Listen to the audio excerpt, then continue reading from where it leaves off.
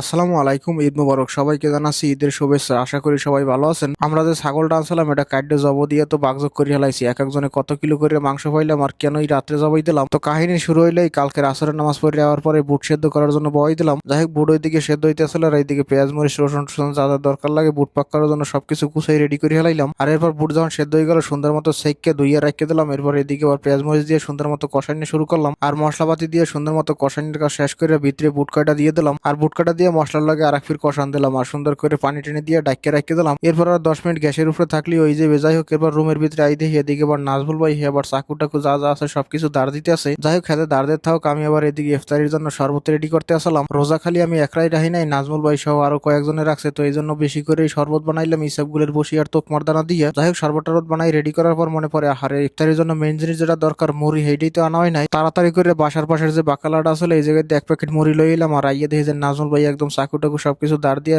Ready করে হেলাইছে। আর এতগুলো চাকু দাঁড় দেওয়ার কারণ হয়েছে খালি আমাকে বাসার ছাগলটাই কাটবে না, অন্য জায়গায় ছাগল কাটতে যাইবে সৌদিকে বাসায়। যাই হোক, এর ভিতরে এদিকে ইফতারির প্রায় সময় হয়ে গেছে। আমরা সবাই মিলে বই পড়লাম, প্রথমে বুট দিলাম, এরপর মুড়ি টুড়ি দিয়ে সুন্দর মতো সাজাই হেলাইলাম। সবকিছু রেডি করে সবাই মিলে বইয়ে বইয়ে অপেক্ষা করতেছিলাম আজানের। আজান দেওয়ার সাথে সাথেই বিসমিল্লাহ করে শুরু করে দিলাম ইফতারি। রমজানের পরে এই প্রথমবার সবাই মিলে আবার একসাথে ইফতারি করতে আসি। আসলে সবাই মিলে এক প্লেটের ভিতরে খাওয়ার মজাটাই অন্যরকমের। যাই হোক, ইফতারি শেষে তাড়াহুড়ো করে চলে এলাম মসজিদে নামাজ পড়ার জন্য।